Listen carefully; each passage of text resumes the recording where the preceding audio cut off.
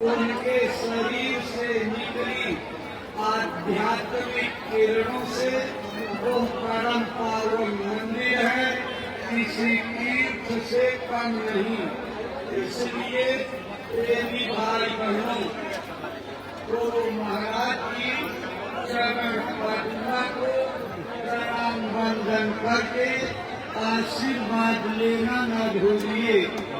महाराज जी का दर्शन करने के बाद गुरु महाराज की चरण पादुका को नमन वंदन करिए। मंदिर का 2, 4, 10 दाना प्रसाद जो भी आपको मिले सहेज कर घर ले जाइएगा। जब कोई संकट का समय आवे, बुलाने पर कोई मदद न करे, उस समय देव भगवान का नाम बोलकर इस प्रसाद का इस्तेमाल करिएगा।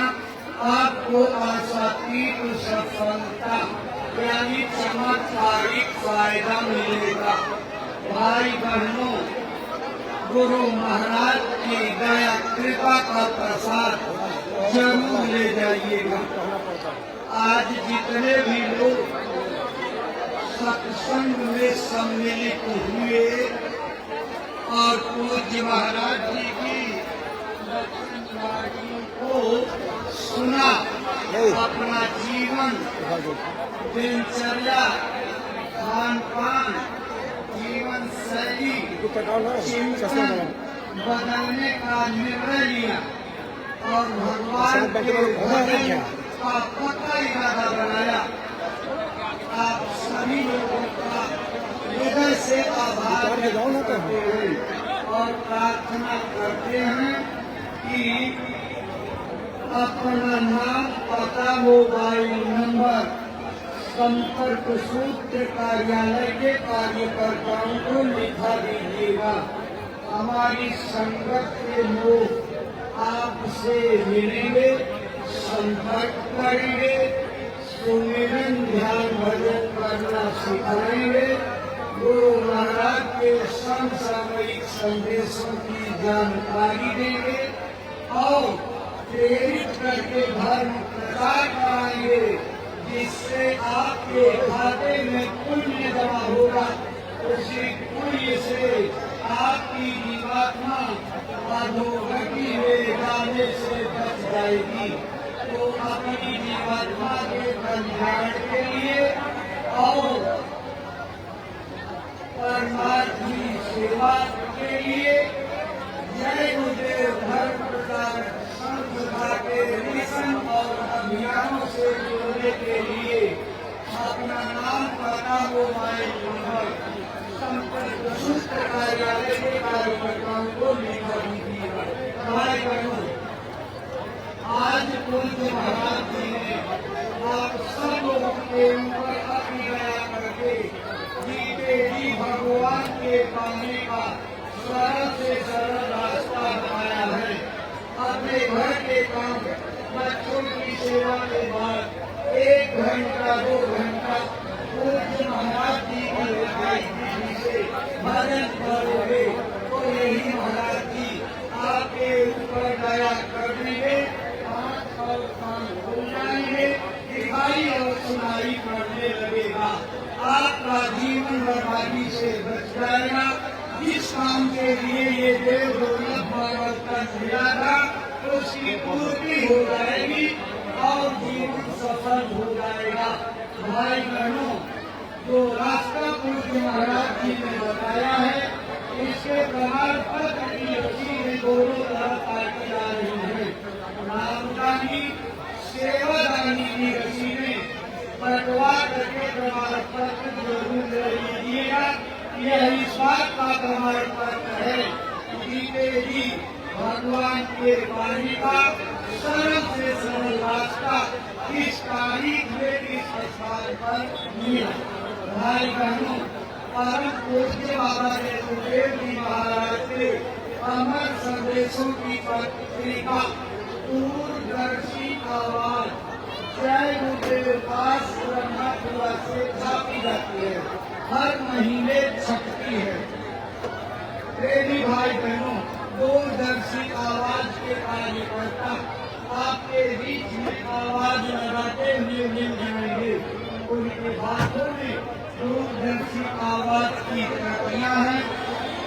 प्रार्थना की किताब पूर्ण करना है और बाबा ने गुरुदेव का पूरा परिचय बताने वाली मानव सृष्टि के अलौकिक महापुरुष बाबा ने गुरुदेव भी है। आप इन किताबों को खरीद कर ले जाएंगे अपने घर के पढ़े लिखे बच्चों बच्चियों से और समाज के अगुवाकारों को, पड़ोसियों को और घनिष्ठ मित्रों को पढ़ाइएगा। वह भी बाबा जी गुरुदेव जी महाराज के महान कार्यों और मिशन से परिचित हो जाएंगे। संस्था से जुड़ करके अपने परिवार की सेवा करके अच्छे समाज के निर्माण में भागीदारी निभाएंगे और अपने जीवन का कल्याण कर लेंगे। उसका कुछ न कुछ लाभांश आपको ही मिलेगा। इसलिए भाई बहनों, निरंतर अच्छे समाज के निर्माण के अभियानों में सहयोग दीजिए।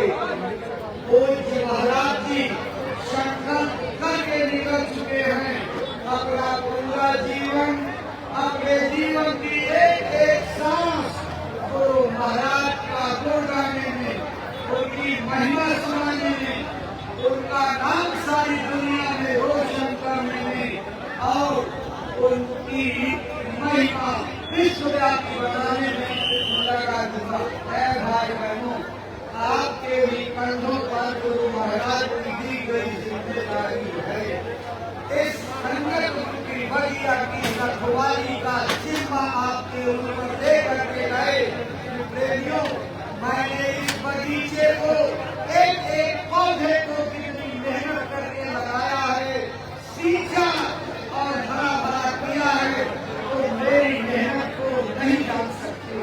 लेकिन तुम्हारी ड्यूटी है, तुम्हारा कर्तव्य है, हमारे बाग के पौधों की देख रेख करते रहना, सत्संग सुना करके लोगों में भाव भरते रहना, भजन पर बैठाते रहना, आत्मा के कल्याण की साधना कराते रहना।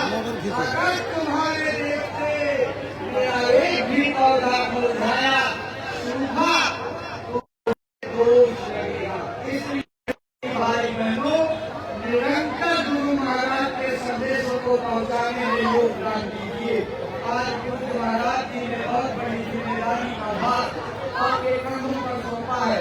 एक एक गांव को रोज ले करके गुरु महाराज के संदेशों को पहुंचाने का आदेश दिया है। भाई बहनों, अगर गुरु महाराज के ज्ञान के चिराग के रूप में एक एक गांव में आप जल जाएंगे तो समूचे देश को जगमगाते देर नहीं लगेगी।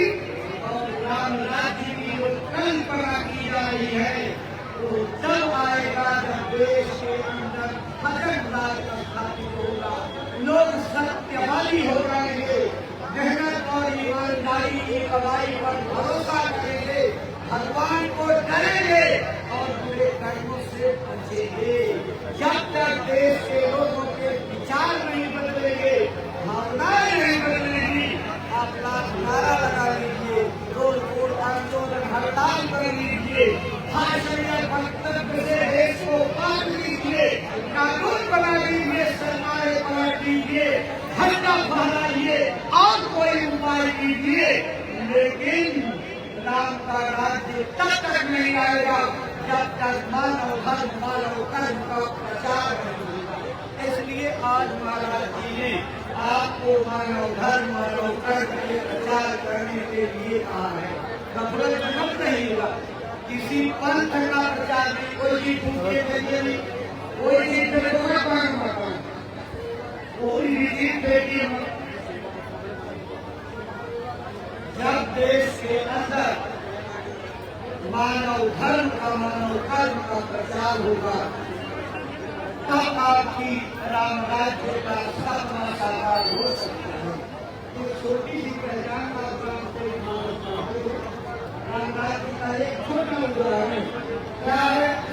सर्वधर्म प्रणय परस्पर प्रीति सदैव स्वधर्म निरपस्मृति।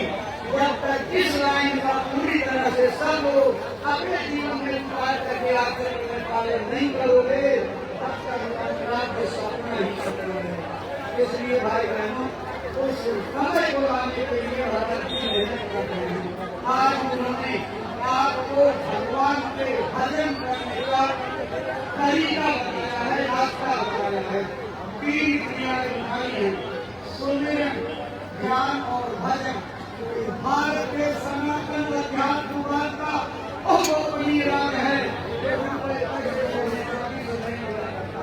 कोई हीरे राग से मणिमाणी कन्या को घाट से या उससे भी बहुमूल्य धातु में हो जाए, उसे कोई खरीदना चाहे तो खरीद नहीं सकता। ये दौलत गुरु महाराज बांटा करते थे, करोड़ों की भीड़ में लाउड स्पीकर से दिया करते थे। निज धाम जाने के पहले जब संगत की जिम्मेदारी पूज्य महाराज जी के कंधों पर सौंपी तो आदेश देकर के गए, इस नाम की प्रक्रिया को नए लोगों के लिए सरल करके बताइएगा। आज अपने गुरु महाराज के आदेशों का पालन करते हुए पूज्य महाराज जी नामदान की प्रक्रिया को सरल करके बताते हैं और सत्संग में बिल्कुल स्पष्ट कर देते हैं कि यह रास्ता नए लोगों के लिए आसान किया गया है।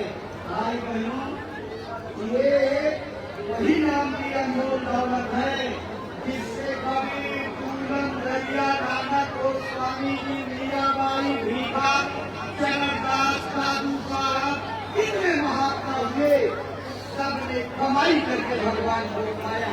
आपको याद होगा, मेरा बचपन से गिरधर नागर की पुजारी थी और 3/4 जीवन उनका गाते नाचते बीत गया।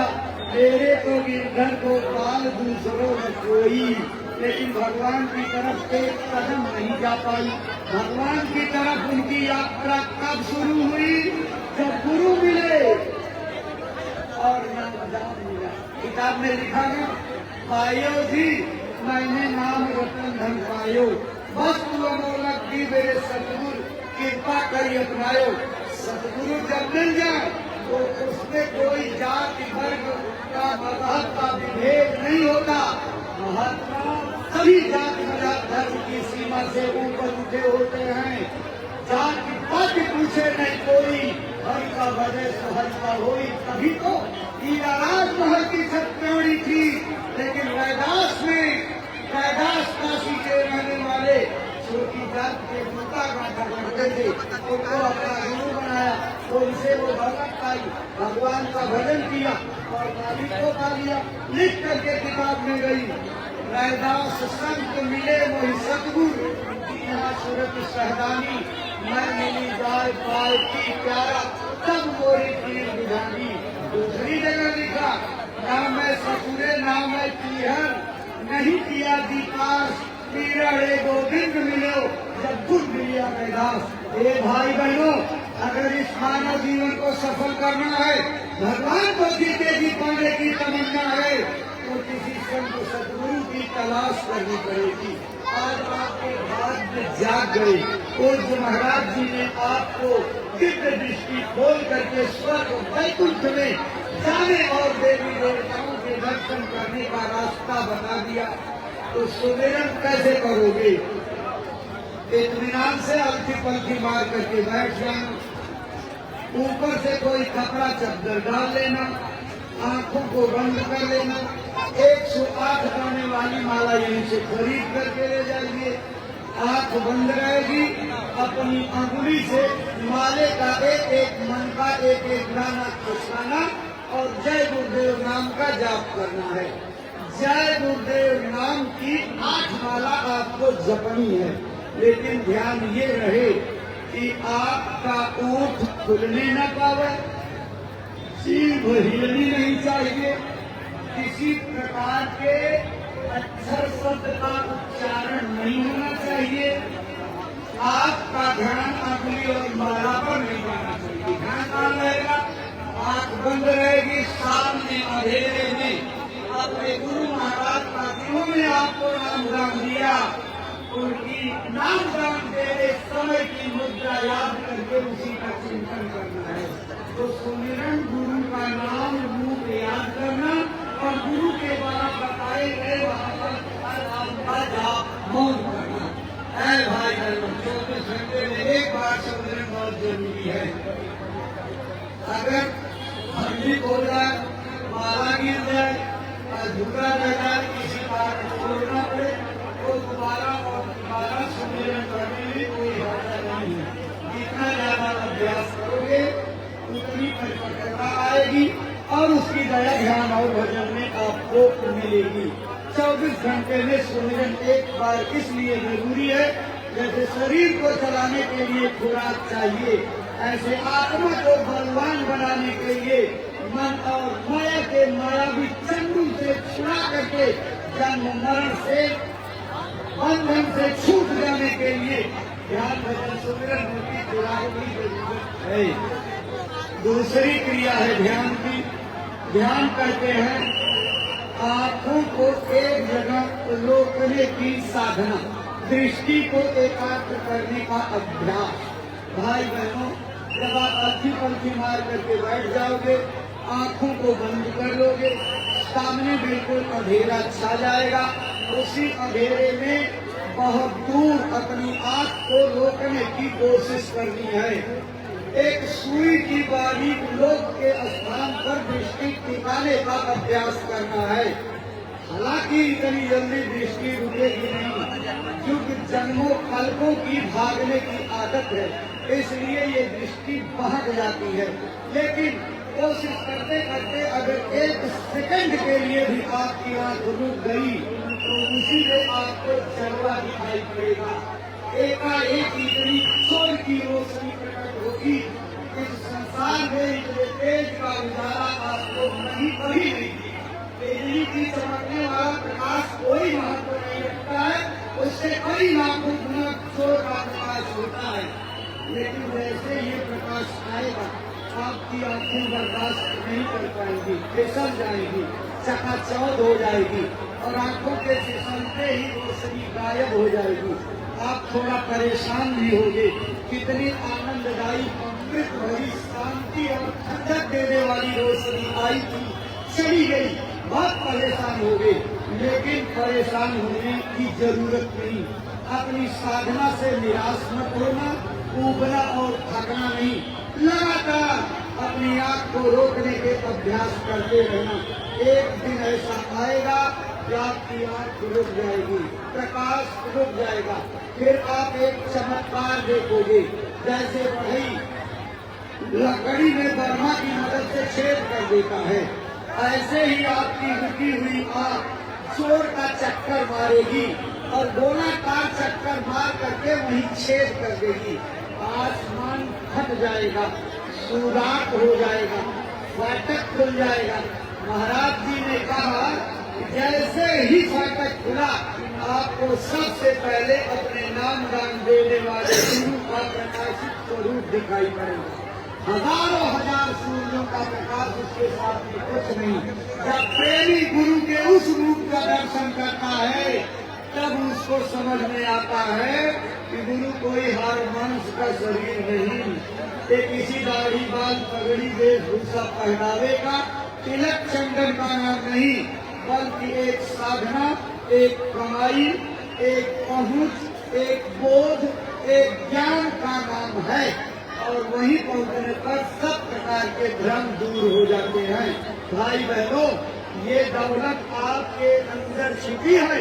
महाराज जी उस दौलत को पाने के लिए इस घट में बंद ताले की चाबी आपके हाथ में सौंप दी।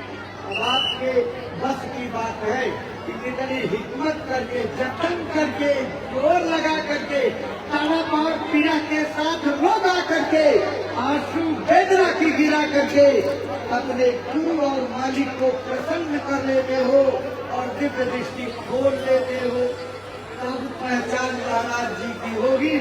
बाहर के आत्मान से, बुद्धि के तर्क वितर्क से महात्मा कभी नहीं पहचाने जाते। उनकी पहचान तब होती है जब अंदर की दिव्य दृष्टि खुल जाती है। आज आपका बहुत ऊंचा भाग था, जन्मों जन्मों की त्याग, तपस्या, दान, पुण्य, स्नान, व्रत, पूजा का फल मिल गया कि आपको नामदान मिल गया। अब बैठ करके अपने खजाने को खोलिए और ताला खोल करके इस घट में छिपे हुए सारे राज को जाहिर कर लीजिए। आए प्रेमियों, अगर साधना करके आपने अपना काम बना लिया तो सच्चे अर्थों में माला माल हो जाओगे। हर प्रकार की वाली दूर हो जाएगी और वही नशा चढ़ेगा जो चक्रवर्ती नरेशों को चाहा तो राजपाट को ठोकर मार करके जंगल चले गए, कपड़े उतार करके नाचने लगे। अरे भाई बहनों, शंकर भगवान इसी नाम के नशे के दीवाने थे और आपको जब ये नशा समझ में नहीं आया, अपनी जिह्वा के गुलाम बन करके गांजा और भांग और धतूरे का नाम लेकर के शंकर भगवान को बदनाम कर डाला और आप खुद भजेड़ी और भंगेड़ी बन गए। महात्माओं को बदनाम करने की कोशिश की। शंकर भगवान कभी दूसरा गांजा भांग नहीं पीते थे, वो तो अंदर में उतरती हुई उस गुरु के प्रकाश में शब्द धारा के गुलाम थे जिसमें वक्र होकर के नाच नाचा करते थे। आप भी अगर उस नशे को उतार लो, अगर वो खजाना प्राप्त कर लो, वही चीज आपको मिल जाएगी। तो सूरज का चंदा आप उनके माथे पर प्रतीकात्मक रूप से देखते हो, उस सूरज के चांद का दर्शन अंदर होता है, अंदर बाहर नहीं होता है। अंदर में जब जाओगे तो गोस्वामी जी ने जो लिखा है, श्री गुरु पद नख मणिगण ज्योति सुमिरत दिव्य दृष्टि होती, उसी चरण कमलों का दर्शन करने पर अंतर में दिव्य दृष्टि खुल जाती। केवल शंकर भगवान के नहीं थी, आप जितने लोग मानव शरीर में आए हो सबको मौका मिला हुआ है, लेकिन उन्होंने गुरु की मदद से खोल लिया था। आपको कोई खोलने वाला नहीं मिला, इसलिए बंद है। और जैसे गुरु की बताई तरकीब से आप भजन करोगे और आँख कान खुले तो यहीं बैठ करके आप शंकर भगवान की तरह के ताकतवर हो जाओगे। जिस लोक में जाओगे उस लोक के मालिक की शक्ति आपके अंदर आ जाएगी, जिसमें मिलोगे तो वही बन जाओगे। इसी को अहम ब्रह्मास्मि का नारा दिया था, लेकिन ये श्लोक आपकी समझ में नहीं आया तो मन गंवाना अर्थ आप करने लगे जो है। देखो भाई बहनों, तीसरी क्रिया महाराज जी ने भजन की बताई। भजन कहते हैं भागना, इस संसार से भाग चलना, माया मोह से भाग चलना, मायावी खेल से भाग चलना, यहाँ की कामनाओं वासनाओं विषय वासनाओं से भाग चलना, दूर हो जाना। इसका एक ही तरीका है। हमने जो भजन समझ रखा है, जाएंगे बाजा बजाएंगे, गाना गाएंगे, नाचेंगे कूदेंगे, जागरण करेंगे, कीर्तन करेंगे, ये भजन की नकल है। असली भजन आपके अंदर हो रहा है। जिस प्रकार आपने ईंट और गारे का मंदिर बनवाया, उसमें चिराग जलाते हो, घंटा और शंख बजा करके आवाज करते हो, ठीक उसी का जीता जागता नमूना तेरे पूजन को भगवान बना मन मंदिर आलीशान। इसके अंदर किसी दीपक की तेल बत्ती की जरूरत नहीं, वो चिराग रोशन है, कोई आंधी बुझा नहीं सकती। तभी तो रामायण लिखती है, परम प्रकाश रूप दिन राती, नहीं कछ चाहिए दिया घृतवाती। और महाराज जी ने सुनाया, इसमें वो बाजे बज रहे हैं बिना बजाए, निस्तिन बाजे घंटा शंख नगारी रे, बहिरा सुन सुन मस्त होता है तन की सुधि विसारी रे। बहिरा का मतलब यही जो बाहर के कानों को अंगुली से बंद कर लेगा, संसार की आवाजों को सुनना बिल्कुल बंद कर देगा, वो अंदर की आवाज को सुनने लगेगा। इसी का तो अभ्यास महाराज जी ने बताया कि आप जब भजन पर बैठिए, भजन पर बैठ जाइए तो एक कपड़ा डाल लीजिए ताकि मक्खी मच्छर कीट पतंगे परेशान न करें। अपने दोनों कानों को अंगुलियों से बंद कर लीजिए, आंख बंद कर लीजिए और खूब ऊंचा ध्यान देकर जिधर ये खोपड़ी का हिस्सा जाए, अगर बैठ करके करते हो तो सीधे आसमान की ओर, और अगर लेट करके करते हो तो जिस दिशा में आपका सिर रहे उस दिशा की ओर सीधे खूब ऊंचा ध्यान दे करके अगर आप आवाजों को सुनने की कोशिश करोगे तो धीरे धीरे बारीक आवाजें छनती नजर आएंगी, बड़ी दूर से आती मालूम पड़ेगी। लेकिन जब रोज रोज इसी का रियाज करोगे, अभ्यास करोगे, रोज प्रैक्टिस करोगे, एक दिन वो आवाज बड़ी स्पष्ट होने लगेगी, एकदम नजदीक होती नजर आएगी और फिर सीटी बजाती जैसी हो जाएगी। और अंत में घंटे घड़ियाल की आवाज जैसे मिली जुली बजने लगेगी। आपको उन आवाजों में मिलने की कोशिश करनी है। जैसे ही आप उन आवाजों में मिलोगे, आवाजों के अंदर बड़ा अट्रैक्शन है, खिंचाव है, आकर्षण शक्ति है, मैग्नेटिक पावर है।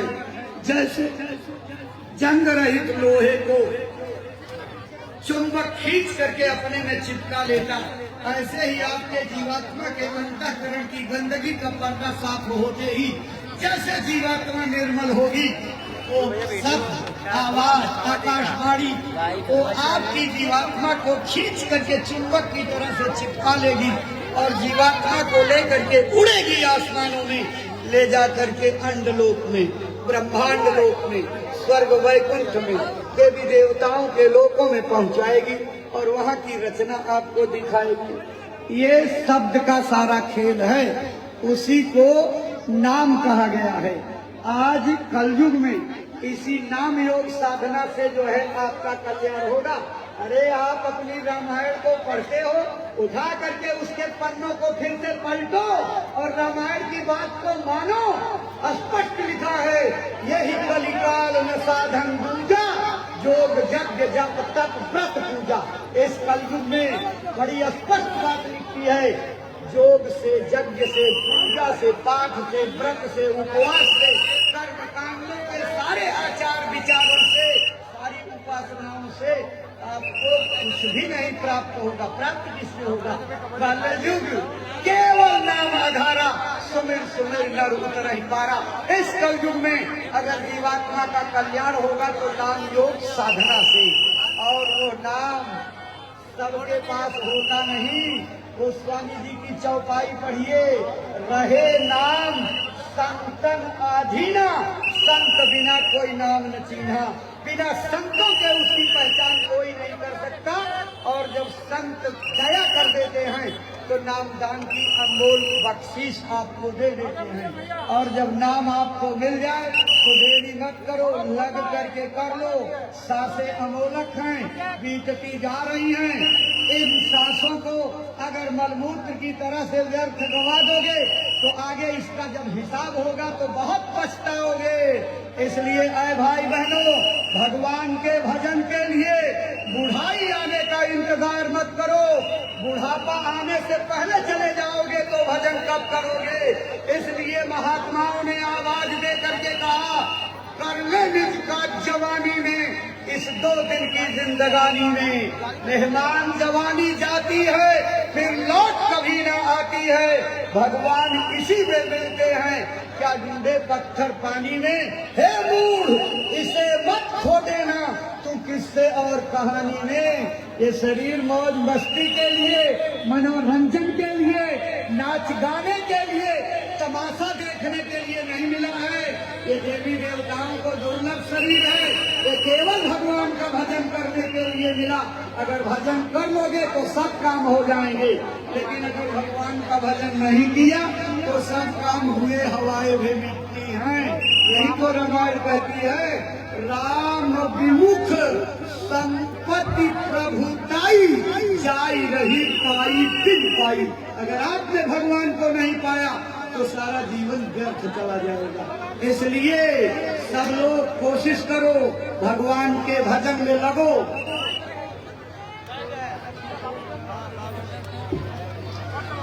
अगर एक गांव से कई लोग आए हो तो अपने गांव में एक जगह भजन केंद्र बना करके समाज के बुद्धिजीवियों, अगुआकारों जागो और अपने गांव में जैसे आप रामायण का मंडल बनाते हो, युवा मंडल बनाते हो, विभिन्न प्रकार की गोल बनाते हो, ऐसे ही भजनानंदियों की शाकाहार प्रचार की टोलियां बना लीजिए और निरंतर लोगों को भजन पर बैठाइए। देखिए आपका भाग्य कितनी जल्दी जागता है। यहीं बैठे बैठे आप त्रिकालदर्शी बन जाओगे, भूत भविष्य वर्तमान के ज्ञाता हो जाओगे। किसी के पास आपको अपनी हस्तरेखा दिखाने के लिए जाना नहीं पड़ेगा, खुद आप जो है अपना भविष्य जानने लगोगे। जब इतनी बड़ी दौलत आपके अंदर छिपी है और महाराज जी ने उस दौलत को प्राप्त करने का तरीका बता दिया तो क्यों नहीं कर लेते हो? जीवन निरर्थक बीत जाएगा। महाराज जी ने कहा एक एक सांसें आपकी घटती जा रही हैं। उन्होंने तो आपके कल्याण और भलाई का रास्ता बता दिया, तो कुछ तो आपको भी चलना पड़ेगा।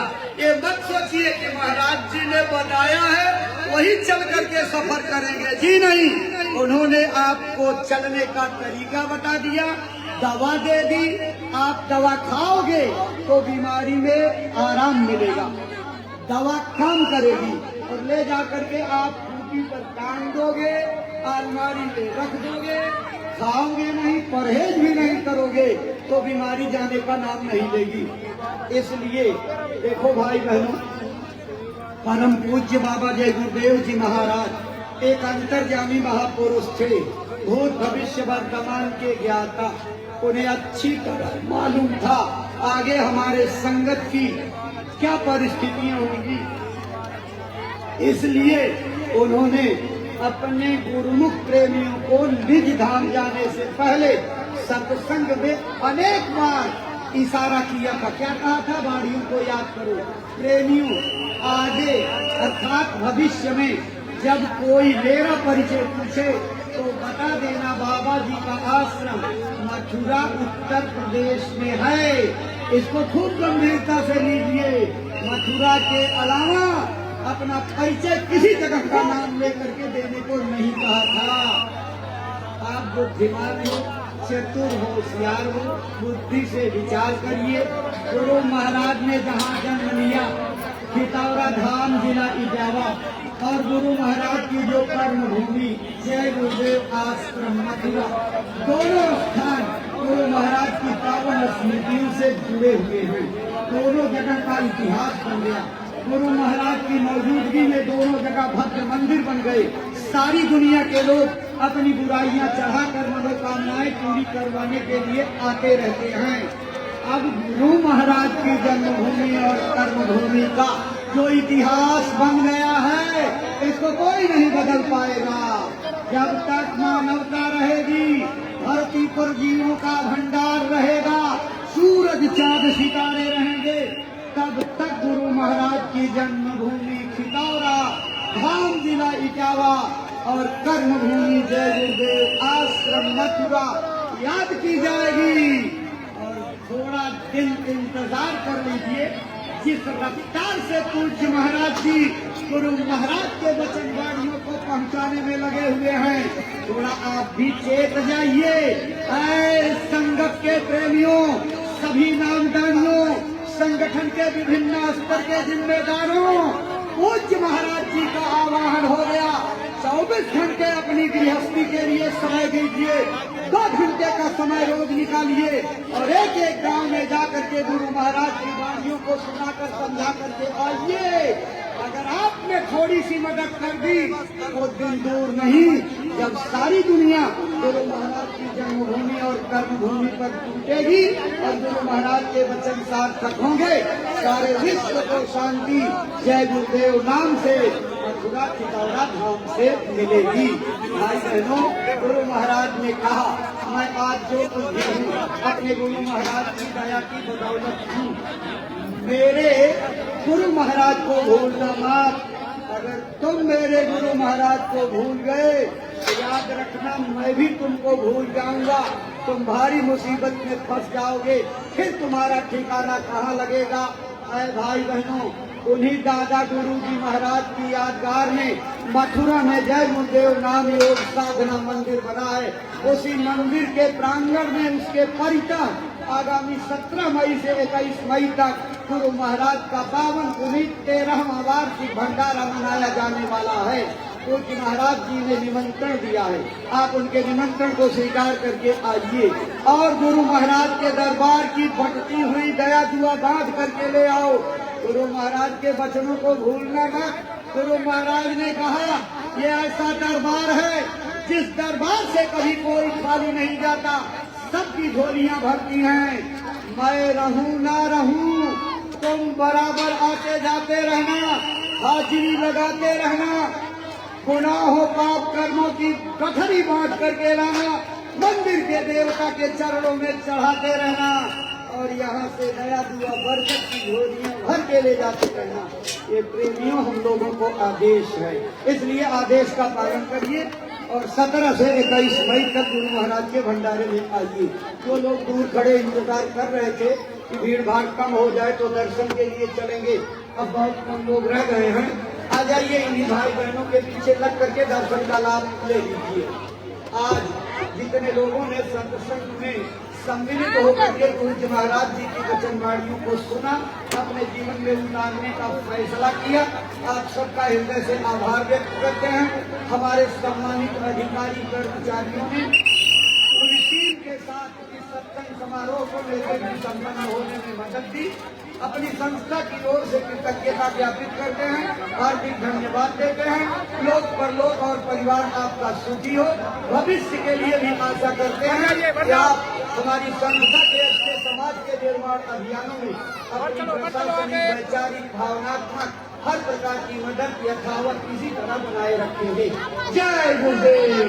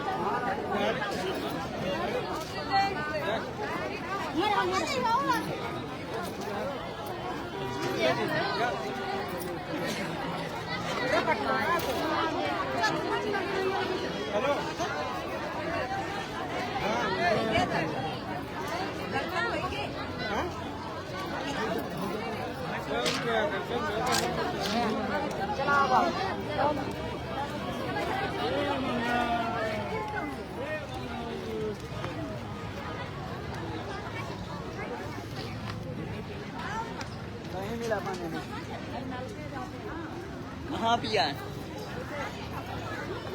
लाई लाया ना हमारे लिए।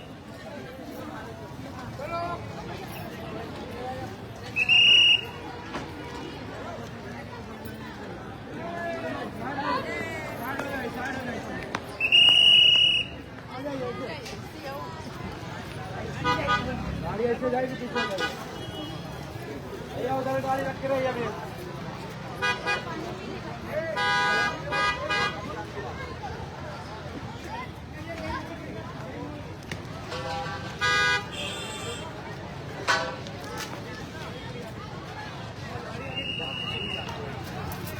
गाड़ी हटी है, गाड़ी हटी।